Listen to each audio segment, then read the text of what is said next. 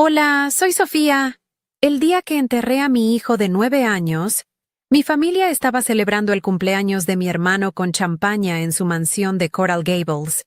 Mientras yo me aferraba a un puñado de tierra fría, mi madre me envió un mensaje de texto preguntando cómo podíamos disolver el fideicomiso de Mateo lo antes posible. Para ellos, la muerte de mi hijo no era una tragedia, era una oportunidad de negocio. ¿Alguna vez has sentido que tu dolor más profundo era una simple molestia para las personas que se supone que debían amarte? Antes de contarte lo que respondí a ese mensaje, que cambió todo entre nosotros para siempre, déjame un comentario diciéndome desde dónde me estás viendo y suscríbete al canal. Créeme, no querrás perderte lo que sucede cuando una madre con el corazón roto decide que ya ha tenido suficiente. El conflicto principal, la herida que nunca había cicatrizado, explotó ese día en el cementerio. Estaba de pie frente a la pequeña tumba, rodeada solo por un par de amigas leales, sintiendo el vacío que había dejado Mateo, un silencio que pesaba más que cualquier sonido. Mis padres, Isabel y Ricardo, y mi hermano mayor, Javier, no estaban allí. Su ausencia era un grito, una declaración final de lo que mi hijo y yo siempre habíamos significado para ellos, una mancha en su impecable reputación, una obligación financiera que finalmente había llegado a su fin. Apreté en mi mano un pequeño cochecito de madera, el último juguete que Mateo había sostenido.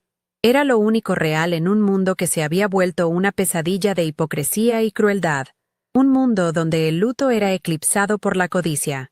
Fue entonces cuando mi teléfono vibró. El nombre de mi madre, Isabel, apareció en la pantalla. El primer mensaje era corto y brutal. Deja de hacerte la víctima. Es urgente. Sentí como si el aire se congelara en mis pulmones. ¿La víctima? Estaba enterrando a mi único hijo. Antes de que pudiera procesar el golpe, llegó un segundo mensaje, aún más cruel en su pragmatismo. ¿Ya consultaste con el abogado sobre los procedimientos para disolver el fideicomiso de Mateo? Javier y tu padre necesitan saber los plazos. Leí las palabras una y otra vez, incapaz de creer que alguien, y mucho menos mi propia madre, pudiera ser tan desalmado. El dinero. Incluso en ese momento, lo único que les importaba era el maldito dinero. Los $750,000 que mi abuelo había dejado para el futuro de Mateo. Mientras el sacerdote decía las últimas palabras, mi mente se transportó al otro lado de la ciudad, a la lujosa mansión de mis padres en Coral Gables. Podía casi oír la música, el tintineo de las copas de cristal, las risas forzadas de los invitados que admiraban la opulencia que mi familia exhibía con tanto orgullo. Imaginé a Javier, el hijo pródigo, abriendo regalos caros mientras yo me ahogaba en un dolor que ellos ni siquiera se molestaban en reconocer. La escena era tan vívida y grotesca que sentí náuseas. Ellos celebraban la vida mientras yo despedía la única que me importaba. Ese contraste no era solo una coincidencia desafortunada, era el resumen perfecto de nuestra relación.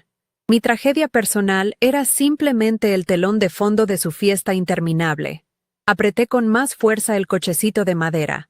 Sus bordes gastados se clavaban en mi palma. Un recuerdo fugaz me atravesó como un rayo de luz en la oscuridad. Vi a Mateo, con sus 5 años, empujando ese mismo cochecito por el suelo del apartamento, haciendo ruidos de motor con la boca. Y detrás de él, la imagen de mi abuelo, el único en esa familia que nos miraba con verdadero afecto. Fue él quien estableció el fideicomiso, diciéndome en voz baja, «Esto es para que Mateo nunca dependa de la buena voluntad de otros, Sofía. Es para asegurar su bienestar». Él entendía la frialdad de sus propios hijos. Su gesto no había sido una transacción, sino un acto de amor, un escudo que mi familia ahora estaba desesperada por desmantelar para su propio beneficio. Esa frialdad no era nueva. Desde que me quedé embarazada a los 17 años, me convertí en el secreto vergonzoso de la familia. Mis padres, Isabel y Ricardo, orquestaron una narrativa de apoyo financiero para mantener las apariencias, pero a puerta cerrada, el desprecio era palpable. El dinero era su herramienta para controlarme y mantenernos a distancia. Cada pago, cada gasto cubierto por el fideicomiso de mi abuelo. Venía acompañado de un recordatorio sutil o directo de la carga que representábamos. Mateo creció sintiendo esa tensión, preguntándome por qué sus abuelos nunca lo abrazaban, por qué sus visitas eran tan cortas y formales. Para ellos, él no era su nieto, era una inversión que no había dado los frutos esperados, una partida en su presupuesto que por fin podían cerrar. El viaje de regreso a mi modesto apartamento en Kendall fue un borrón de calles y semáforos. El silencio en el coche era un monstruo, un vacío donde antes resonaba la risa de Mateo, sus preguntas interminables sobre dinosaurios y estrellas. Conducía en piloto automático, con la mente fija en los mensajes de mi madre. La rabia, una emoción que el dolor había mantenido a raya, comenzó a hervir lentamente dentro de mí. No era una furia explosiva, sino una llama fría y decidida. El cochecito de madera seguía en mi mano, un ancla en medio de la tormenta. Por primera vez en muchos años, no me sentía como una víctima indefensa. Me sentía como una madre a la que le habían declarado la guerra justo encima de la tumba de su hijo. Y yo no iba a perder. Al llegar a casa, la puerta del cuarto de Mateo estaba entreabierta, tal y como la había dejado esa mañana. Entrar allí era como entrar en un santuario congelado en el tiempo. Sus dibujos pegados en la pared, su pequeña colección de rocas en el estante, el olor de su ropa aún flotando en el aire. Cada objeto era un testimonio de una vida vibrante, llena de amor y sueños. Me senté en el borde de su cama y miré una foto suya en la mesita de noche, sonriendo con esa alegría pura que solo los niños poseen. La codicia de mi familia se sentía como una profanación, un intento de borrar no solo su futuro, sino también su memoria. Querían reducir su existencia a un número en una cuenta bancaria, y yo no podía permitirlo. Fue en ese momento, rodeada por el eco de la vida de mi hijo, que la tristeza se transformó en un propósito inquebrantable. Me levanté y fui a mi armario. Saqué una vieja caja de metal donde guardaba los documentos importantes. Allí estaban los papeles del fideicomiso. Recordé vagamente una cláusula que mi abuelo había insistido en incluir, algo que el abogado de la familia había descartado como sentimentalismo. Hablaba de que los fondos debían servir para el bienestar de las futuras generaciones de la familia. Mis padres y mi hermano lo interpretaron como que el dinero debía volver a ellos. La rama exitosa. Pero yo, sentada en el suelo del cuarto de mi hijo, lo entendí de una manera completamente diferente. Mi hijo ya no estaba, pero su legado apenas comenzaba. Con los papeles del fideicomiso esparcidos en el suelo de la habitación de Mateo, mis dedos trazaron la firma de mi abuelo. Sentí el peso de su intención en cada letra. La cláusula era clara, aunque redactada en un lenguaje legal que siempre me había intimidado. Para el bienestar de las futuras generaciones de la familia. Mis padres lo leían como un sinónimo de para nosotros, pero yo, sentada entre los juguetes de mi hijo, escuchaba la voz de mi abuelo en mi cabeza. Él no estaba hablando de linaje ni de cuentas bancarias. Estaba hablando de esperanza, de bondad, de un futuro que no estuviera manchado por la codicia que tanto despreciaba en sus propios hijos. Por primera vez, entendí que no me había dejado solo dinero. Me había dejado un arma, una herramienta para defender la memoria de Mateo. Mi teléfono volvió a sonar, rompiendo el silencio sagrado del cuarto. Esta vez era mi padre, Ricardo. Su nombre en la pantalla no me provocó la misma ira que el de mi madre, sino una tristeza profunda y agotadora. Dejé que sonara hasta que saltó el buzón de voz. Su mensaje, como siempre, fue una obra maestra de manipulación pasiva. Sofía, hija, tu madre está preocupada. Estamos todos muy afectados por lo de Mateo. Y lo último que queremos es añadir más estrés con estos asuntos financieros. Solo queremos resolverlo todo para que puedas empezar a sanar. Llámanos, por favor. Somos una familia. ¿Una familia? La palabra sonó hueca. Un insulto a todo lo que yo estaba sintiendo. Él no llamaba para consolarme. Llamaba para asegurarse de que la máquina de dinero siguiera funcionando sin problemas. Borré el mensaje sin escucharlo por segunda vez. Me levanté y caminé hacia la ventana, mirando la calle tranquila de Kendall. Los niños del vecindario jugaban en sus patios, sus risas flotando en el aire de la tarde. Cada sonido era una puñalada. Me apoyé en el cristal, sintiendo su frialdad contra mi frente. Mi padre hablaba de sanar, como si fuera un trámite, un formulario que debía llenar. No entendían que mi herida no era una cuestión de dinero o de tiempo. Mi herida tenía la forma exacta de mi hijo, y ahora era un agujero permanente en mi alma. Su insistencia en el fideicomiso no era para ayudarme a sanar, era para asegurarse de que mi dolor no interfiriera con sus planes, para que mi tragedia no les costara ni un centavo más. A la mañana siguiente, la agresión se volvió más directa. Un mensajero tocó a mi puerta con un sobre grande y rígido, de un prestigioso bufete de abogados de Brickell. Dentro, un fajo de documentos legales y una nota adhesiva amarilla con la caligrafía apresurada y arrogante de mi hermano Javier. Sophie, firma donde están las pestañas. El abogado dice que es un procedimiento estándar. Hagamos esto rápido para poder cerrar este capítulo. Te llamo luego. Cerrar este capítulo. Como si la vida de Mateo fuera un mal libro que estuvieran ansiosos por devolver a la estantería.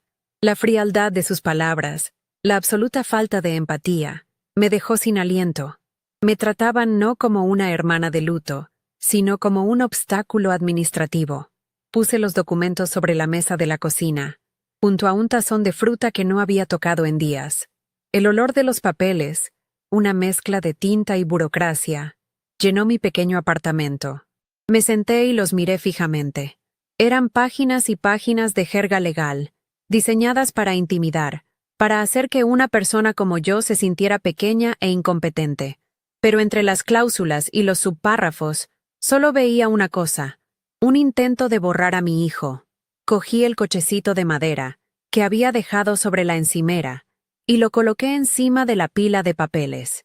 El pequeño objeto, gastado por las manos de Mateo, parecía un David diminuto frente a un Goliat de papeleo legal. Era un recordatorio tangible de por quién estaba luchando. Decidí que no iba a firmar nada sin entenderlo. Busqué el nombre del abogado, un tal señor Morales, y marqué el número del bufete.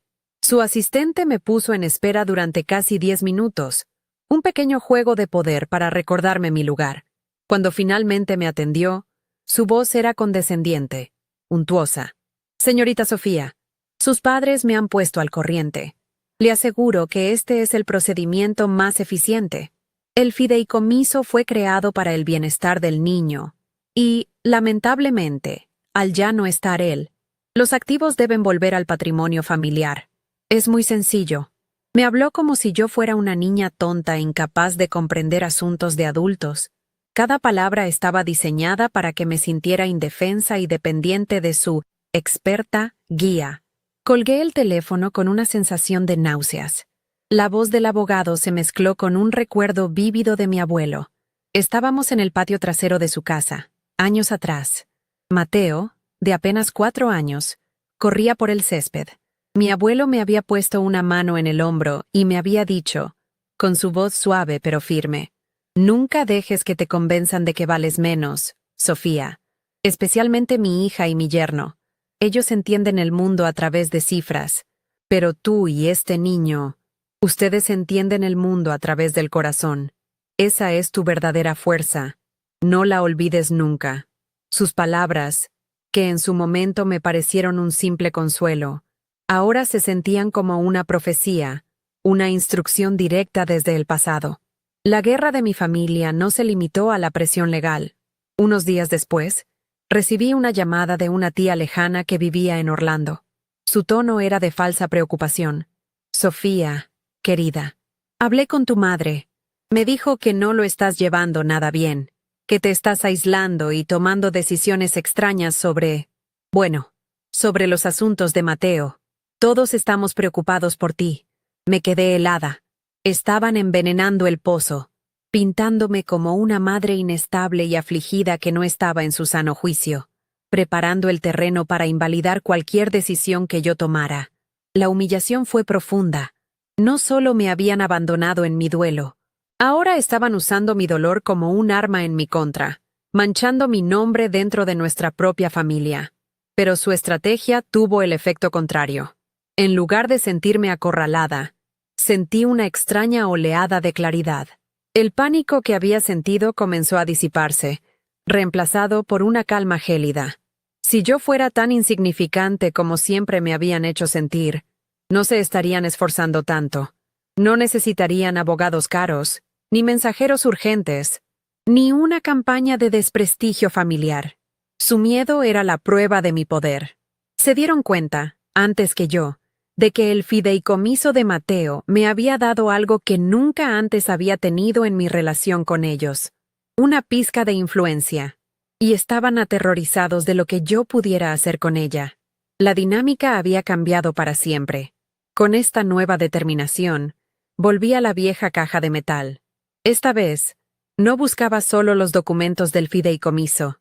Rebusqué más a fondo, entre certificados antiguos y fotografías descoloridas.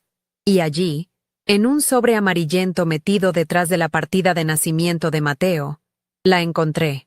Era una carta, escrita con la inconfundible letra elegante y ligeramente temblorosa de mi abuelo. Estaba dirigida a mí. No la abrí de inmediato.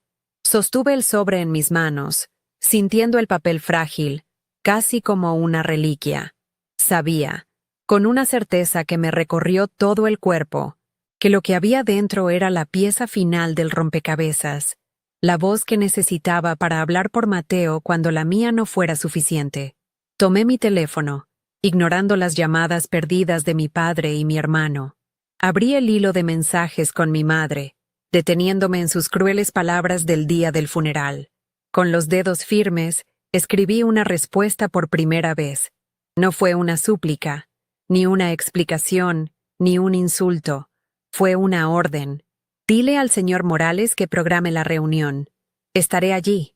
Tenemos mucho de qué hablar. Presioné enviar y apagué el teléfono. La batalla ya no se libraría en mi apartamento, en el santuario de mi hijo. Se libraría en su territorio, en una sala de juntas de cristal en Brickell. Y por primera vez, no iba a ir como una víctima. Iba a ir como la madre de Mateo. El silencio que siguió a mi mensaje fue más elocuente que cualquier respuesta. Durante horas, mi teléfono permaneció oscuro y mudo, una tregua tensa antes de la batalla. Aproveché esa calma para hacer lo que había estado posponiendo. Con manos temblorosas, abrí el sobre amarillento de mi abuelo. La carta no era larga, apenas una página, pero cada palabra pesaba una tonelada. No era un documento legal, sino una confesión. Hablaba de su profunda decepción con la obsesión de sus hijos por el estatus y el dinero, de cómo habían perdido de vista lo que realmente importaba.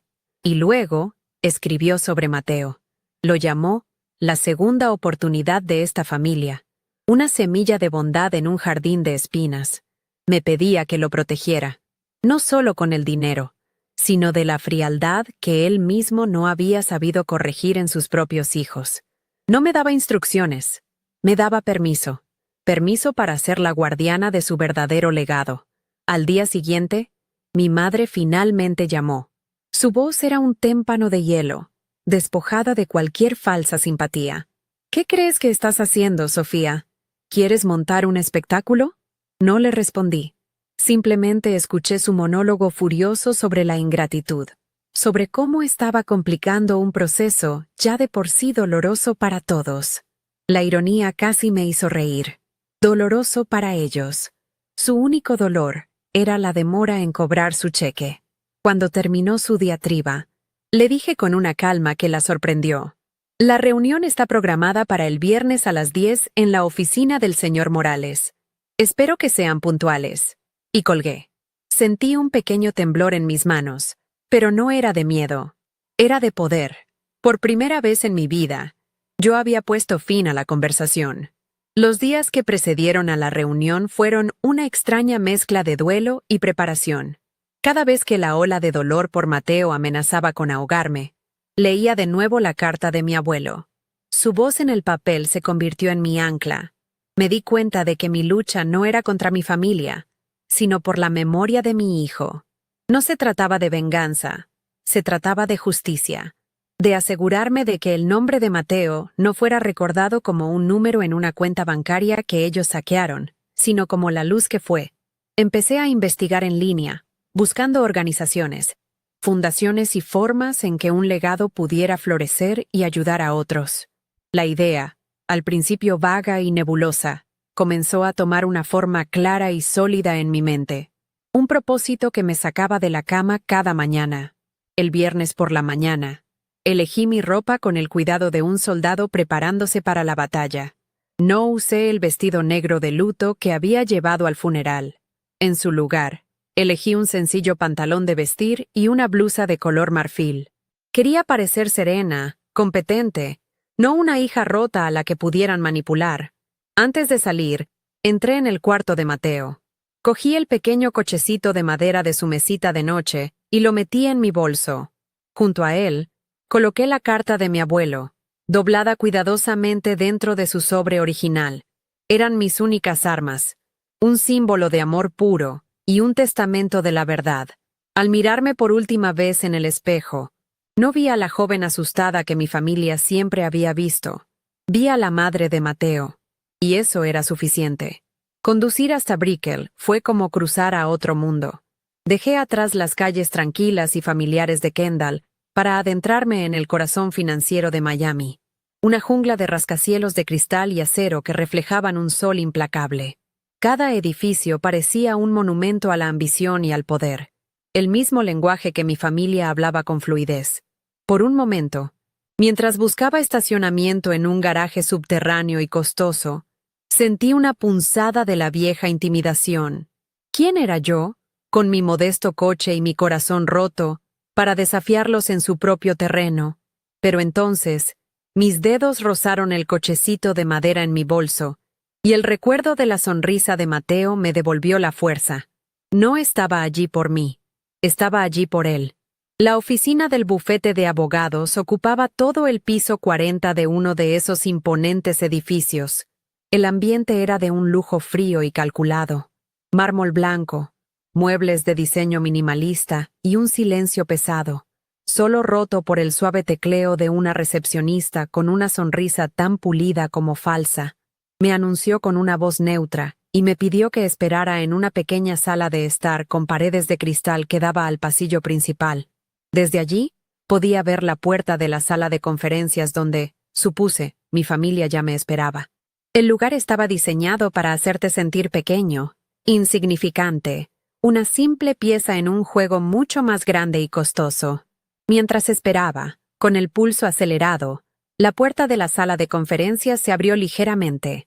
La voz de mi hermano Javier, arrogante y resonante, se filtró por el pasillo. No estaba hablando con mis padres. Su tono era confidencial, dirigido al abogado. Así que, con mi parte, finalmente podré dar el enganche para el yate. Y Ricardo quiere mejorar el auto. Honestamente, Morales, es un alivio cerrar este capítulo. Toda esta situación con Sofía y el niño ha sido un lastre durante años. Su drama es agotador. Me quedé paralizada en mi asiento, con el aire atrapado en mis pulmones. No era solo codicia, era desprecio. Mi hijo, mi dolor, mi vida entera, reducidos a un lastre y un drama que se interponían entre ellos y sus lujos. Cualquier vestigio de duda o nerviosismo que pudiera haber tenido se evaporó en ese instante, reemplazado por una furia tan fría y afilada como un fragmento de hielo. La humillación ya no me dolía, me fortalecía. La conversación que había escuchado por casualidad no fue un accidente, fue un regalo. Me habían mostrado sus verdaderas cartas antes de que comenzara el juego. Ya no tenía que imaginar sus motivaciones. Las había escuchado con mis propios oídos. Eran exactamente tan superficiales, tan crueles y tan egoístas como siempre había sospechado. El yate de mi hermano, el nuevo auto de mi padre. Esos eran los monumentos que querían construir sobre la tumba de mi hijo, y yo estaba a punto de demolerlos. La recepcionista apareció en la puerta con su sonrisa ensayada. «Señorita Sofía, ya pueden recibirla». Me levanté, sintiendo que cada músculo de mi cuerpo estaba tenso, listo para la acción. Caminé por el corto pasillo con una determinación que nunca antes había sentido. Al entrar en la sala de conferencias, la escena era exactamente como la había imaginado.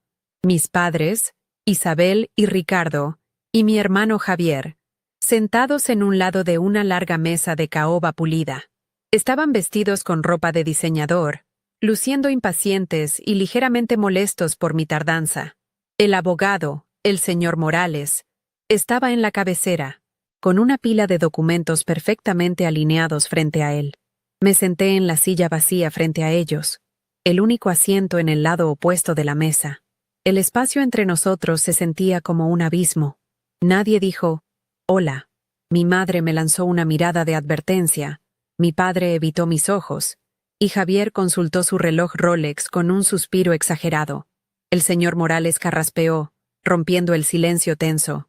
«Bien, gracias por venir, Sofía». Como le expliqué a sus padres, este es un procedimiento bastante estándar. Solo necesitamos su firma para autorizar la disolución del fideicomiso y transferir los activos al patrimonio familiar principal. He marcado los lugares donde debe firmar. Con un gesto suave, deslizó la gruesa pila de papeles sobre la mesa hacia mí. Mis ojos se posaron en la línea de puntos al final de la primera página, esperando mi firma. Sentí las miradas de los 4 hombres y mujeres en la habitación clavadas en mí, esperando mi sumisión. Lentamente, metí la mano en mi bolso. Javier sonrió con suficiencia, probablemente pensando que estaba sacando un bolígrafo. En cambio, saqué el pequeño cochecito de madera de Mateo. Lo sostuve en mi palma por un segundo, sintiendo su peso familiar y reconfortante. Luego, con un movimiento deliberado, lo coloqué suavemente sobre los documentos, justo al lado de la línea de la firma.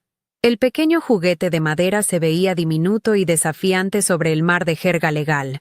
Levanté la vista y los miré a los ojos, uno por uno. El silencio en la sala se volvió ensordecedor.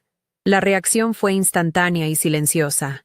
La sonrisa de suficiencia de Javier se congeló en su rostro, transformándose en una mueca de incredulidad.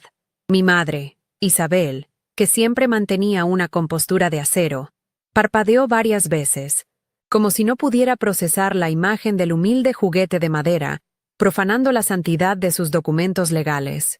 Mi padre, Ricardo, como de costumbre, desvió la mirada hacia la ventana, incapaz de enfrentar la confrontación directa. El señor Morales, el abogado, se aclaró la garganta, su profesionalismo visiblemente resquebrajado por primera vez. El cochecito de Mateo, pequeño e insignificante, había absorbido todo el poder de la habitación, creando un vacío que sus egos y su dinero no podían llenar. Era un acto de desafío tan inesperado que los dejó momentáneamente sin guión, expuestos en su propia codicia. Javier fue el primero en recuperar la voz, y lo hizo con el desdén que lo caracterizaba. Se rió, un sonido corto y seco que no tenía nada de alegría. ¿Esto es una broma, Sofía? ¿Ya terminaste con el teatro? No tenemos todo el día para tus dramas infantiles. Quita ese pedazo de madera de ahí y firma los papeles de una vez. Sus palabras, diseñadas para humillarme y minimizarme, tuvieron el efecto contrario. Cada insulto era como una inyección de adrenalina. El K-drama infantil del que hablaba era mi duelo, y el pedazo de madera era el último objeto que mi hijo había tocado con amor. En su intento de reafirmar su dominio, solo me demostró lo desconectado que estaba de cualquier sentimiento humano, confirmando que mi decisión era la correcta. Con una calma que no sabía que poseía, levanté la barbilla y lo miré directamente a los ojos. Mi voz salió firme, sin un ápice de temblor. No voy a firmar nada. No grité, no lloré, no supliqué. Fueron 5 palabras simples, pronunciadas en un tono casi conversacional, pero cayeron en la sala con el peso de una sentencia. Vi un destello de pánico en los ojos de mi madre antes de que lo enmascarara con furia. Javier abrió la boca para replicar, pero se quedó sin palabras. Habían venido preparados para una víctima rota, para una hija sumisa a la que podían intimidar fácilmente. No estaban preparados para una negativa rotunda. En ese momento, dejé de ser la pieza que podían mover a su antojo en su tablero de juego. Me convertí en una jugadora. El señor Morales, recuperando su papel de mediador y ejecutor, intervino con una voz untuosa. Señorita Sofía, quizás no comprende la situación. Este fideicomiso fue establecido para el menor, Mateo. Dado su lamentable fallecimiento, la ley es muy clara. Los activos deben ser reabsorbidos por el patrimonio principal de la familia, que son sus padres. Es un procedimiento puramente administrativo. Su firma es una mera formalidad para agilizar el proceso. Intentaba arrinconarme con la ley, hacerme sentir ignorante y pequeña. Pero yo ya no era la misma persona que había entrado en esa oficina. Su condescendencia ya no me intimidaba. Simplemente alimentaba mi resolución. Hablaba de la ley, pero yo estaba allí para hablar de justicia. Usted habla del procedimiento, señor Morales, pero yo hablo de la intención, respondí, manteniendo mi mirada fija en él, ignorando a mi familia por un momento. Conozco la cláusula que mi abuelo insistió en incluir, la que su bufete probablemente le aconsejó que quitara por ser demasiado sentimental. Habla del bienestar de las futuras generaciones de la familia. Y mis padres y mi hermano, dije, girando mi cabeza para mirarlos directamente, no son el futuro de esta familia. Son el pasado. Un pasado de egoísmo y codicia que mi abuelo detestaba y que yo no permitiré que manche la memoria de mi hijo. La palabra codicia flotó en el aire. Una acusación directa que nadie se había atrevido a pronunciar en voz alta antes. Fue mi madre, Isabel, quien explotó. Su rostro se contrajo en una máscara de indignación. ¿Cómo te atreves? ¿Después de todo lo que hemos hecho por ti? ¿Después de años de mantenerte a ti y a ese error? Te hemos dado un techo, comida, dinero. Y así es como nos pagas, montando un circo y llamándonos codiciosos. Tu abuelo se avergonzaría de ti, de tu ingratitud, de tu falta de respeto. Estás dejando que el dolor te vuelva loca, Sofía. Estás destruyendo a esta familia. Su ataque era un torrente de manipulación, una mezcla perfecta de victimismo y acusación, la misma táctica que había usado para controlarme toda mi vida. Pero sus palabras ya no tenían poder. La familia que ella decía que yo estaba destruyendo ya estaba rota, y ella era la arquitecta de esa ruina. Una extraña serenidad me invadió mientras ella hablaba. Dejé que terminara su diatriba, que vaciara su cargador de balas emocionales.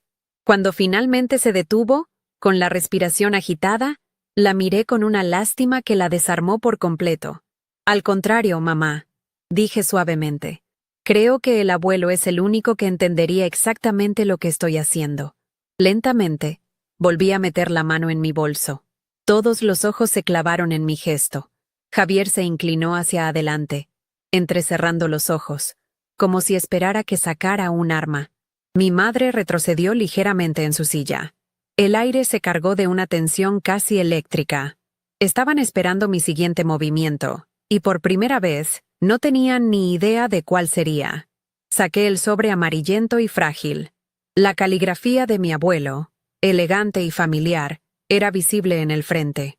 El sobre en sí era un anacronismo en esa sala de juntas de vidrio y cromo, un pedazo de un mundo más cálido y sincero. No lo abrí, simplemente lo coloqué sobre la mesa, justo al lado del cochecito de madera.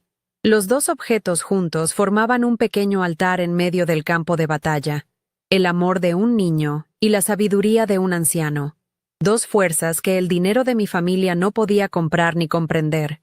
Dejé que el silencio hiciera su trabajo de nuevo, permitiendo que la presencia de la carta plantara una semilla de duda en la mente del abogado y de terror en la de mis padres. Mi abuelo me dejó más que dinero. Isabel, dije, usando su primer nombre por primera vez en años, marcando una distancia definitiva. Me dejó una responsabilidad, y esa responsabilidad no es financiar el nuevo yate de Javier o el coche de papá. Mi voz no vaciló. El fideicomiso de Mateo no será disuelto. Se transformará. Voy a usar cada centavo de esos $750,000 para crear la Fundación Mateo. Una fundación que ayudará a familias con niños que pasan por lo mismo que mi hijo pasó. Niños cuyas familias sí los aman, pero que no tienen los recursos que ustedes siempre dieron por sentados y nunca valoraron. Ese es el verdadero bienestar de las futuras generaciones. Ese será el legado de mi hijo. La bomba había caído. La sala quedó sumida en un silencio de conmoción absoluta. Javier me miraba con la boca ligeramente abierta, su arrogancia reemplazada por una incredulidad pura. Mi padre parecía haber encogido en su asiento, pálido como el mármol del vestíbulo. Y mi madre. Su rostro era un lienzo de furia contenida, sus ojos oscuros prometiendo una guerra que yo sabía que estaba por venir. El señor Morales miraba de la carta a mi rostro, y luego a sus clientes, su mente legal trabajando a toda velocidad, recalculando cada variable. Había esperado una firma, una transacción rápida. En cambio, le había entregado una declaración de independencia, una revolución moral. La preparación había terminado. El clímax estaba a punto de comenzar. El señor Morales fue el primero en reaccionar, o al menos en intentarlo. Se aclaró la garganta, un sonido seco en el silencio de ultratumba, y ajustó sus gafas de montura dorada.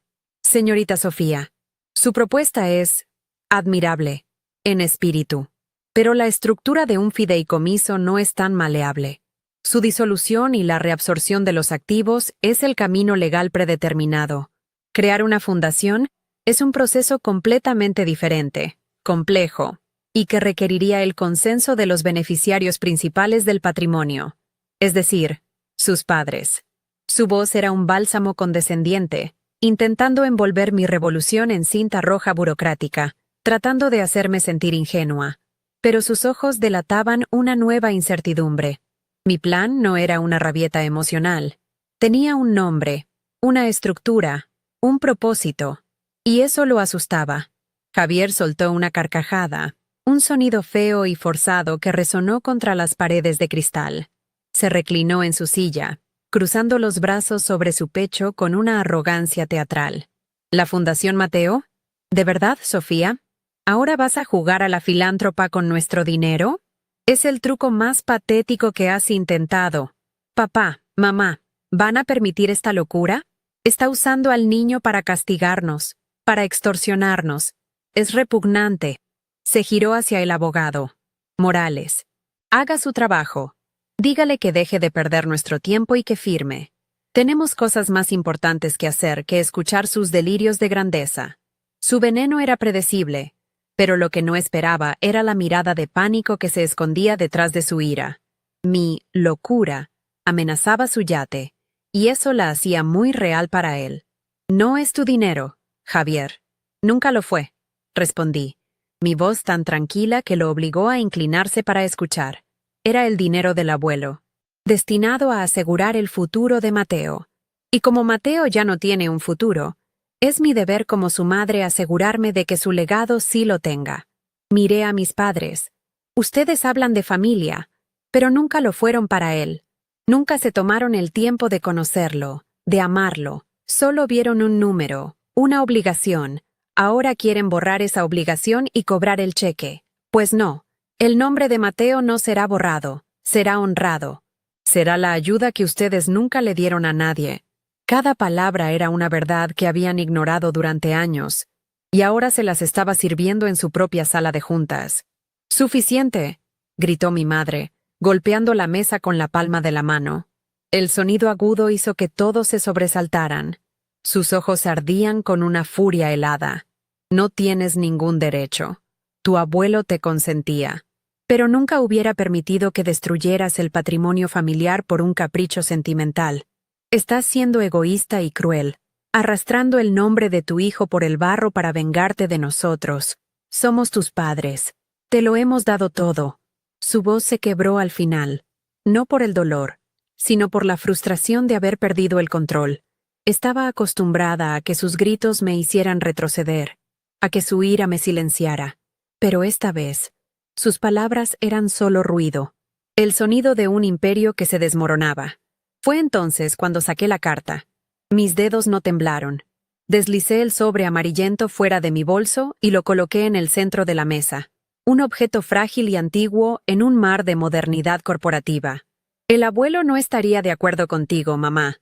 De hecho, él previó este día. Previó esta codicia. Desdoblé la única hoja de papel con cuidado. Un silencio tenso descendió sobre la habitación. El señor Morales se inclinó hacia adelante, sus ojos fijos en el documento. Mis padres se quedaron inmóviles, como si la carta fuera una serpiente a punto de atacar. Comencé a leer, mi voz clara y firme, las palabras de mi abuelo llenando el vacío que mi familia había creado. Mi querida Sofía, leí en voz alta, te escribo esto con el corazón apesadumbrado, porque veo en mis propios hijos, Isabel y Ricardo, una sed de estatus que ha secado su capacidad de amar. Han confundido el valor con el precio, el éxito con la acumulación. Dejo este fideicomiso para Mateo no solo para su cuidado, sino como una prueba. Si algo le sucediera, sé que intentarán reclamar este dinero como si fuera suyo, como una victoria más en su juego vacío. No se lo permitas. Usa estos recursos para plantar una semilla de la bondad que ellos olvidaron. Que el nombre de Mateo signifique esperanza, no un activo liquidado. Él es la segunda oportunidad de esta familia, y confío en que tú, mi niña, serás la guardiana de esa promesa. Cuando terminé de leer, el silencio era absoluto. No había nada que pudieran refutar. Era la voz de su propio padre, desde la tumba, condenando su materialismo y validando cada una de mis acciones. Le deslicé la carta al señor Morales. Él la tomó con una solemnidad casi reverencial. Sus ojos recorrieron rápidamente el texto, su expresión cambiando de escepticismo profesional a una comprensión resignada. Levantó la vista, no hacia mí, sino hacia mis padres. La carta de intención del otorgante, dijo, su voz despojada de toda condescendencia, especialmente una tan explícita como esta, tiene un peso moral y legal considerable. Argumenta de manera muy convincente que la creación de una fundación caritativa se alinea con el propósito original del fideicomiso. Mi madre me miró fijamente. Su rostro pálido, sus labios apretados en una línea fina. Por primera vez en mi vida, no vi ira en sus ojos, ni desprecio. Vi derrota, una derrota total y absoluta. No había más argumentos, no más amenazas, no más manipulaciones que pudieran funcionar. Había sido desenmascarada, no por mí, sino por su propio padre. Su codicia, que siempre había disfrazado de pragmatismo familiar, yacía expuesta sobre la mesa de caoba pulida para que todos la vieran. Era una humillación pública, infligida en el mismo entorno de poder y riqueza que ella tanto veneraba. No había nada que pudiera decir. Se había quedado sin palabras. Entonces, con un movimiento lento y deliberado, recogí el cochecito de madera de la pila de papeles. Lo sostuve en la palma de mi mano, sintiendo sus contornos familiares, el calor de la memoria de mi hijo. Lo levanté ligeramente, para que todos lo vieran. Esto, dije en voz baja, mi voz cargada con el peso de 9 años de amor y un mes de dolor insoportable. Esto es un legado. Su yate, su coche nuevo, sus fiestas en Coral Gables. Eso es solo ruido. Esto es lo único que importa. Miré a Javier, cuyo rostro había perdido todo color, y a mi padre, que finalmente me miraba a los ojos. Su expresión era de una vergüenza insondable. Les había mostrado el verdadero valor de las cosas, y el contraste los había destrozado. Mi padre, Ricardo, el hombre que siempre había sido una sombra silenciosa detrás de la voluntad de mi madre, hizo algo que nunca había visto. Dejó caer la cabeza entre sus manos y un sollozo seco y ahogado escapó de su garganta. No levantó la vista. Simplemente se quedó allí, un hombre roto, enfrentado a décadas de complicidad y cobardía. El sonido de su dolor fue la rendición final. Javier se levantó bruscamente, tirando su silla hacia atrás, y salió de la habitación sin decir una palabra, incapaz de soportar la escena de su propia humillación. La fachada de la familia perfecta se había hecho añicos, y todo lo que quedaba eran los fragmentos de su avaricia. Me levanté de mi silla. Mi trabajo había terminado. Guardé la carta de mi abuelo y el cochecito de Mateo en mi bolso. El señor Morales asintió levemente hacia mí. Una señal de respeto profesional que nunca hubiera esperado. Me pondré en contacto con usted, señorita Sofía, para iniciar los trámites de la fundación, dijo en voz baja. No miré a mi madre, que permanecía sentada, petrificada en su silla, una estatua de orgullo derrotado. Caminé hacia la puerta, y por cada paso que daba, sentía que un peso increíble se levantaba de mis hombros. No salí de esa sala como una hija desafiante, sino como una mujer libre. Dejé atrás no solo a mi familia, sino la versión de mí misma que ellos habían intentado crear, pequeña, dependiente y silenciosa. Al cruzar el umbral de la puerta de la sala de conferencias, el sonido de los tacones de mis zapatos sobre el mármol pulido del pasillo fue lo único que rompió el silencio. No miré hacia atrás. Sabía lo que dejaba. Las ruinas de una familia que se había devorado a sí misma. El aire acondicionado del edificio era gélido, pero por primera vez en semanas, no sentía frío. Mientras esperaba el ascensor, con su interior de espejos y acero, vi mi propio reflejo. Mi rostro estaba pálido y mis ojos aún mostraban el rastro del dolor, pero había algo nuevo en mi mirada. Una firmeza que no reconocía, una paz que había nacido en medio de la guerra. El descenso desde el piso 40 se sintió como un regreso a la tierra, un aterrizaje suave después de una caída libre que había durado toda mi vida. El viaje de regreso a Kendall fue un borrón de autopistas y sol de la tarde. El silencio en el coche ya no era un monstruo que me acechaba, sino un compañero tranquilo. Ya no era el vacío dejado por Mateo, sino un espacio lleno de propósito. Encendí la radio por primera vez en un mes, y una canción suave llenó el habitáculo. No lloré. En cambio, una pequeña sonrisa se dibujó en mis labios. Pensé en el nombre de la fundación, en los colores del logo, en las caras de los niños a los que podríamos ayudar. La tristeza por la ausencia de mi hijo seguía ahí, un dolor sordo y permanente, pero ya no era un ancla que me arrastraba al fondo del océano. Se había convertido en el combustible que impulsaba mi motor, dándome una razón para seguir navegando, incluso en las aguas más turbulentas. Nunca volví a hablar directamente con mis padres ni con mi hermano. La información sobre su estado me llegó semanas después, a través de una llamada del señor Morales. Me contó, con un tono profesional pero no exento de cierta satisfacción, que mi madre se había negado a salir de la mansión de Coral Gables durante días, cancelando todos sus compromisos sociales. La humillación pública, aunque sutil y contenida en los círculos de la élite de Miami, había sido su mayor castigo. Ricardo, mi padre, había intentado llamarme varias veces, dejando mensajes de voz confusos y llenos de arrepentimiento, pero nunca respondí, y Javier, el hijo pródigo, tuvo que posponer indefinidamente la compra de su yate. Su arrogancia se había estrellado contra una realidad que no podía comprar ni intimidar. Su mundo de lujos se había encogido un poco, manchado por una derrota que no podía explicar en sus círculos de poder. Fiel a su palabra, el señor Morales se encargó de toda la burocracia. Los documentos para la creación de la Fundación Mateo se redactaron con una eficiencia implacable. El fideicomiso no se disolvió, se reestructuró legalmente para convertirse en el capital inicial de la organización sin fines de lucro. Ver el nombre de mi hijo en la cabecera de esos documentos oficiales, no como un fallecido, sino como un fundador, fue uno de los momentos más sanadores de mi vida.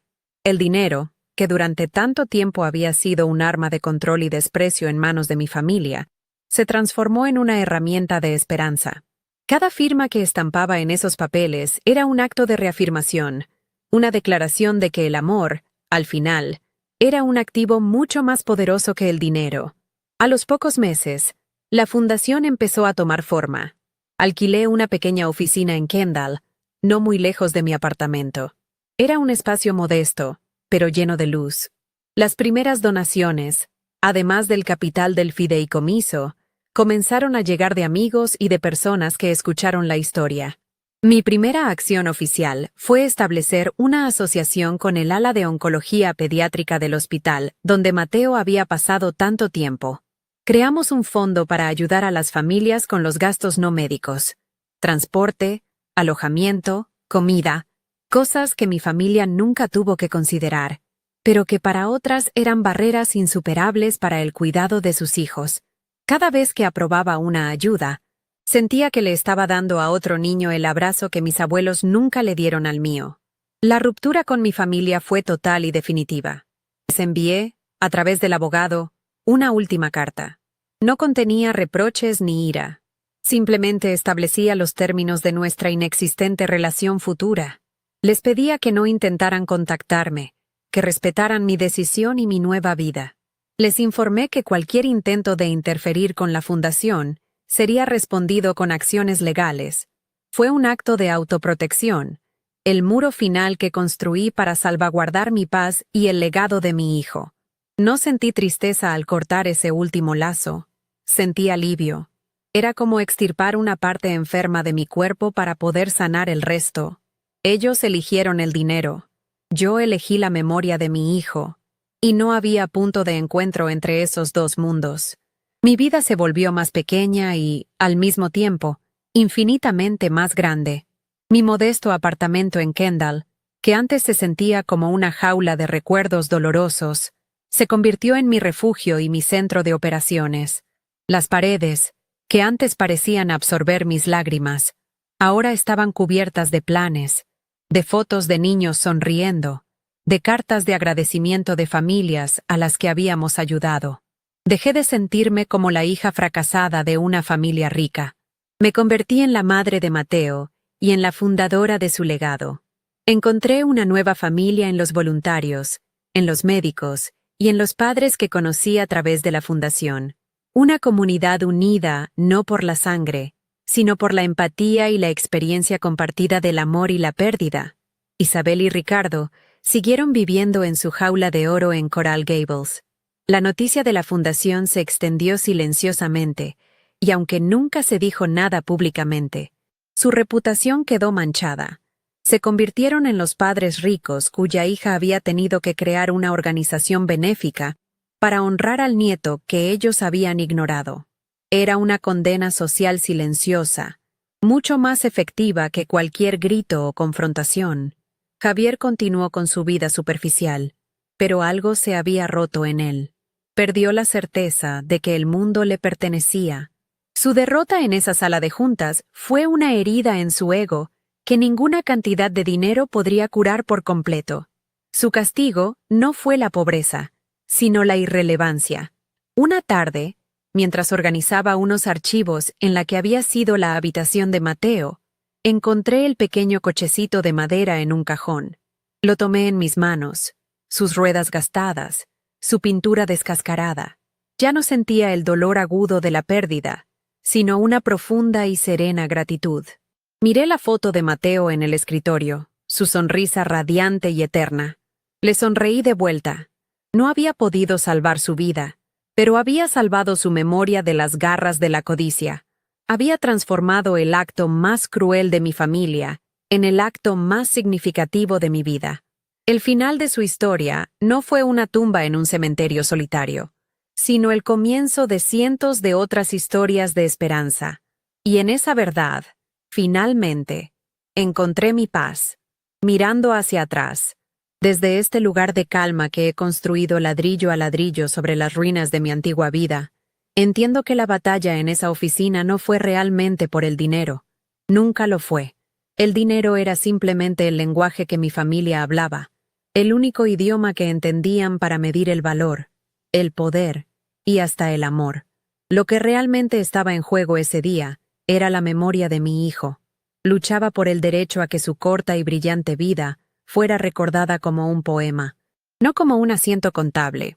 Aprendí que cuando te enfrentas a personas que solo ven el mundo a través de un prisma de ganancias y pérdidas, tu dolor más profundo siempre será visto como un inconveniente, tu amor como una debilidad y tu memoria como un activo a liquidar. La lección más dura y liberadora fue aceptar que no podía enseñarles mi idioma, solo podía hablarlo con más fuerza que nunca. La verdadera fortaleza, me di cuenta, no se mide en gritos ni en confrontaciones dramáticas. A veces, la mayor demostración de poder es un no, silencioso y firme, pronunciado en una habitación llena de gente que espera tu sumisión. Durante años, creí que mi sensibilidad era una desventaja, que mi forma de sentir las cosas tan profundamente me hacía vulnerable. Pero en esa sala de juntas, mi amor por Mateo no fue mi debilidad, fue mi armadura inquebrantable. Mi dolor no me cegó, me dio una claridad de propósito que ninguna estrategia legal o amenaza velada pudo penetrar. Si estás pasando por una situación en la que te sientes pequeño o silenciado, recuerda esto: tu verdad, tu amor y tu dolor son tus superpoderes. No dejes que un mundo que adora el ruido te convenza de que tu voz silenciosa no puede mover montañas.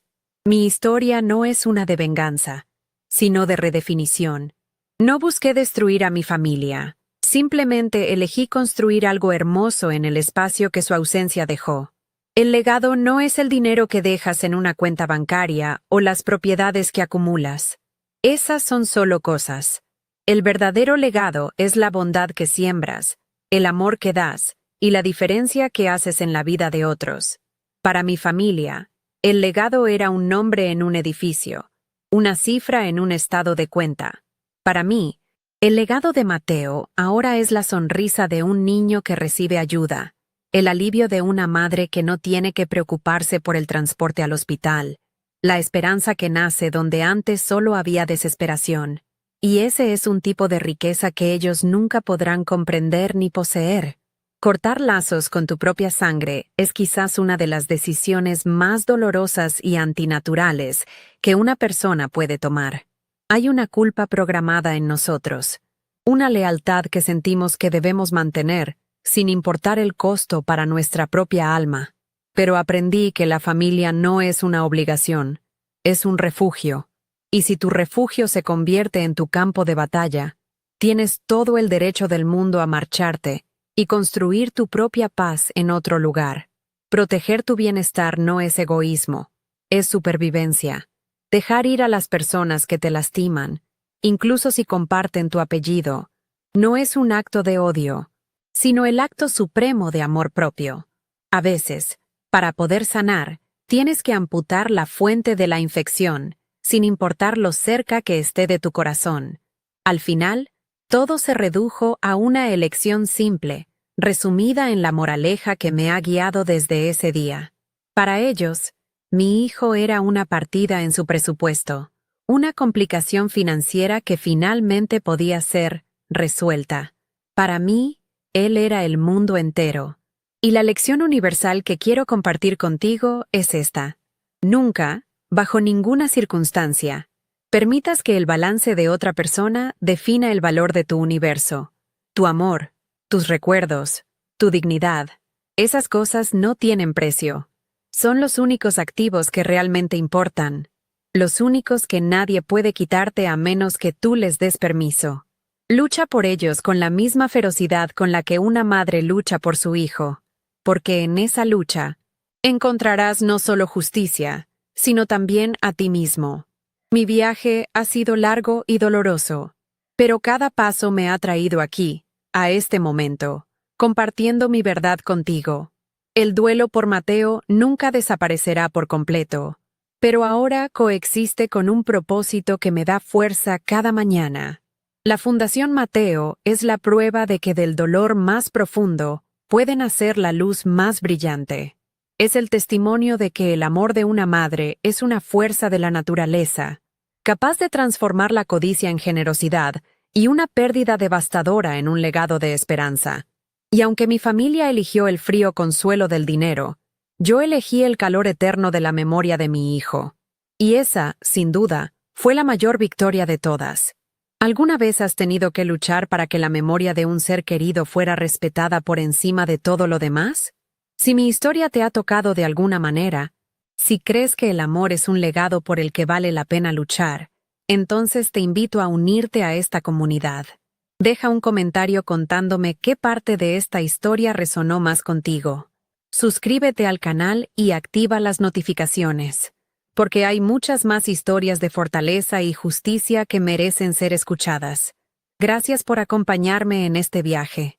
Y recuerda siempre, Nunca permitas que nadie le ponga precio a aquello que para ti es invaluable.